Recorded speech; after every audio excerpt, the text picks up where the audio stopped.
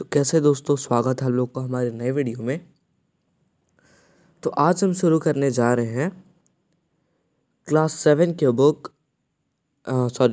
MKDAV school के class 7 का science book. इसे हम अच्छे से समझेंगे और जानेंगे, जिसका चैप्टर 1 आज हम पढ़ने जा रहे हैं, जो कि है बायोलॉजी में। तो चैप्टर 1 का नेम है nutrition in living organism plants. In class 6, we have already learned that food is essential for all living organisms. We also learned that carbohydrates, proteins, fats, vitamins, and minerals are all important components of our food. These components of food are necessary for our body and are called nutrients. The nutrition enable living organisms to build their bodies, to grow, to repair damaged parts of their bodies, and to provide the energy to carry out life process. या ये बोल रहा है कि हमने class 6 में पहले से ये पढ़ चुके हैं कि विटामिन्स और मिनरल्स, कार्बोहाइड्रेट, प्रोटीन, फैट्स, ये सारे हमारे बॉडी के लिए बहुत नेसेसरी हैं और इन चीज़ों को हम न्यूट्रिएंट्स बोलते हैं। न्यूट्रिएंट्स जो हैं हमारे बॉडी का रिपेयर पार्ट, जो मतलब डैमेज पार्ट है उसको रिपेयर करते हैं और एनर्जी देते हैं। तो न्यूट्रिशन तो दो प्रकार के होते हैं। सबसे पहला ऑटोट्रॉफिक न्यूट्रिशन, दूसरा हेटेरोट्रॉफिक न्यूट्रिशन। आइए समझते हैं।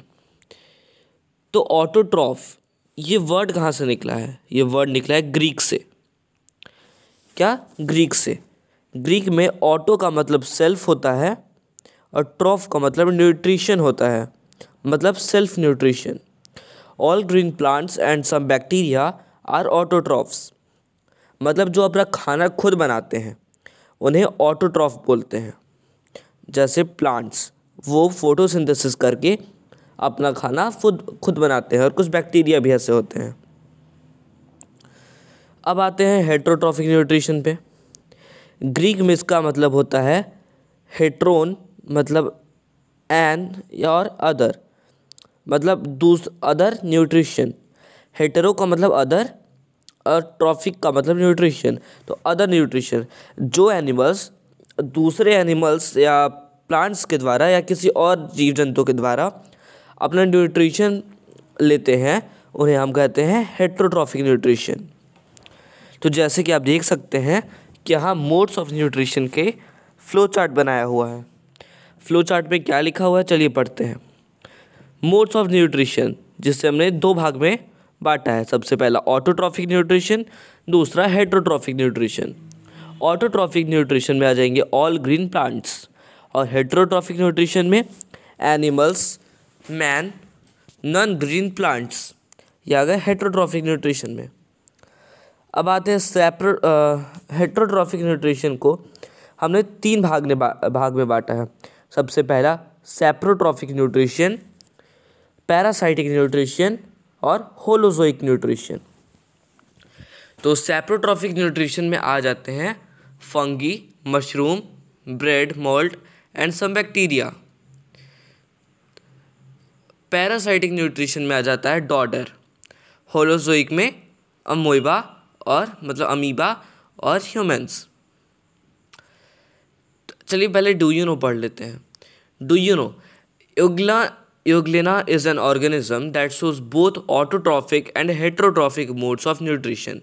It has both plant and animal-like feature.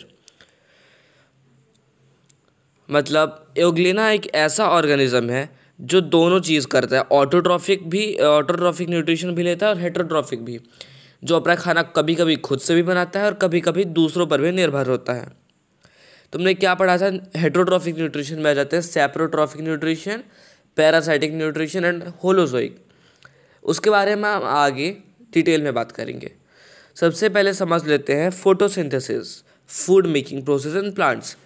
Photosynthesis होता है food making process in plants. Plants इस सिस्टम को फोटोसिंथेसिस इसलिए कहते हैं क्योंकि फोटो का मतलब होता है लाइट और सिंथेसिस का टू कंबाइन।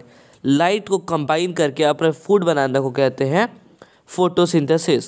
अब थोड़ा डिटेल में समझे तो यहाँ पर जो फोटो है जिसका मतलब लाइट लिखा हुआ है वो असली में होता क्या है। फोटोसिंथेसिस में तो सबसे पहले सूर्य की किरणें ज़रूरी है। सूर्य की किरणें यानी लाइट, सनलाइट।